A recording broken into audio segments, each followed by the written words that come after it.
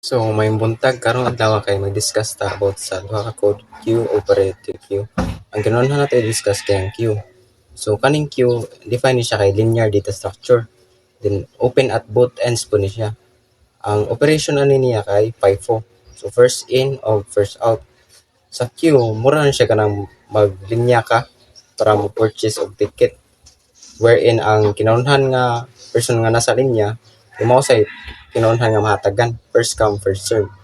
So karon ang kinahanglan nga code, ang first line ani kay import java.util.q.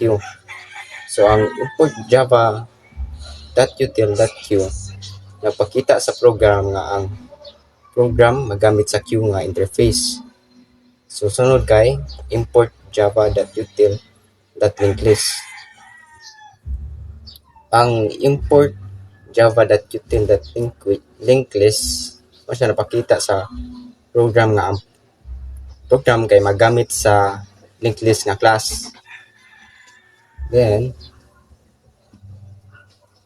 ani pod nga line kay nagpahuwam og code sa code og mga kinahanglanon nga libraries.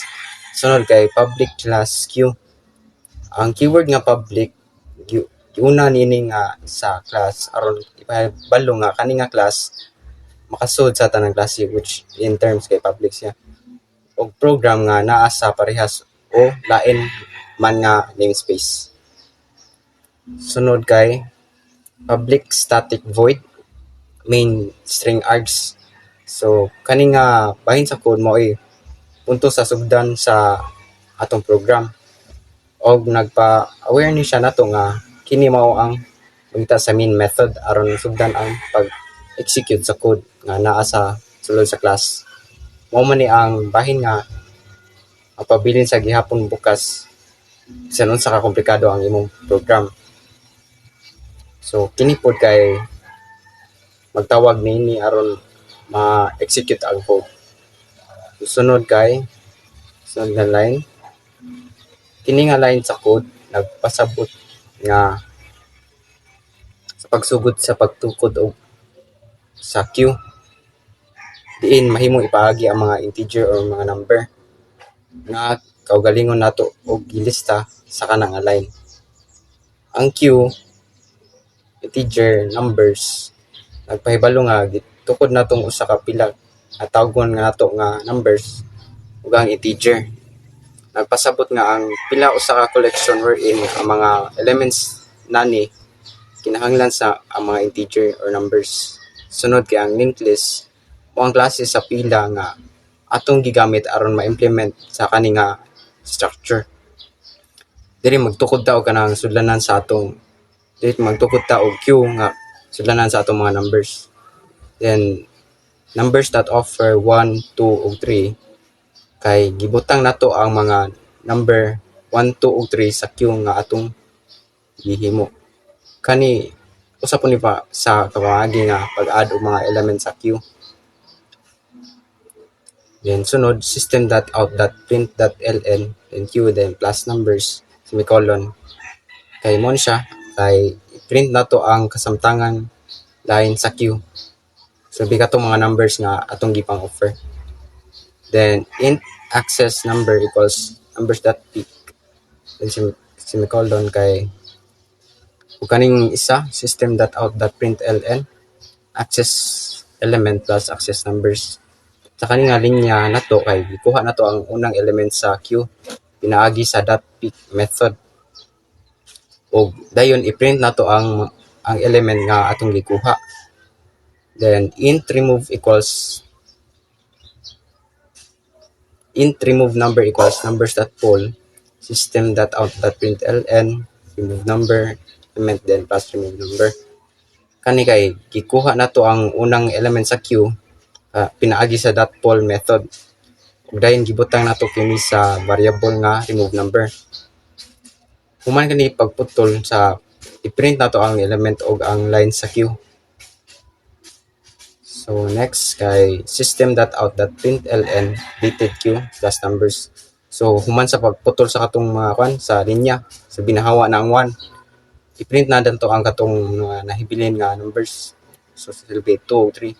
And close curly brackets kay para mura na to code o para di siya mo error. So mo ni ang atong output Q1 2 3 access element 1, remove element 1, updated Q2 o 3. So makita nato dira. So sunod nga pod kay mag-discuss ta about sa priority queue. So ang priority queue kay gamiton siya if i-compare na to mga objects based sa iyang priority. It is also known nga kanang first in first out gyud siya.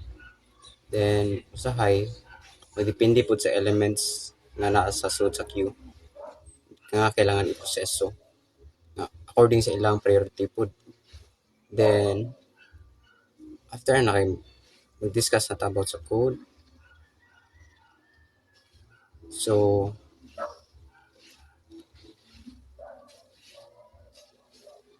sa kaning nga linya nga code kay magsugod ta og buhat sa usa ka priority queue nga numbers. Sa priority queue mao ang pamaagi sa pag-organize sa mga elements nga sukod sa ilang priority. Sa kaning nga case usa ka priority alang sa mga integer or sa numbers. So nata diri numbers that offer 5, 1 ug 2. So ang offer mao ang pamaagi sa pagsulod og element sa priority queue. Kani nga part ipasulod ang mga number 5, 1 ug 2 sa priority queue. Sa gamit ang numbers. So system.out.println q plus numbers. I-print ang sulod sa priority queue. Sa kini nga part ang priority queue kanunay gi-arrange sa ilang priority. Ang resulta ani kay Q 1, 2, 5 wherein ang mga number gipasiugdahan sa base sa ilang kadako. Int access number equals numbers.pick system.out.println access element plus access number. Ang pick mao ang paagi sa pag-access o pagkuha sa una nga element sa priority queue. Sa kani nga kaso gikuha nga ang kinunhang number nga 1 o giprint. Int remove number equals number.poll colon system.out.println remove element plus remove number semicolon system.out.println updated queue plus numbers. Ang poll mao ang maagi sa pagkuha og sa unang element gikan sa priority queue. Sa kani nga case gikuha ang unang number 1 ug giprint then gipahibalo ang bag-ong kalasod sa priority queue. So mo na siyang output Q1 2 5 access element 1 remove element 1 updated Q2 5.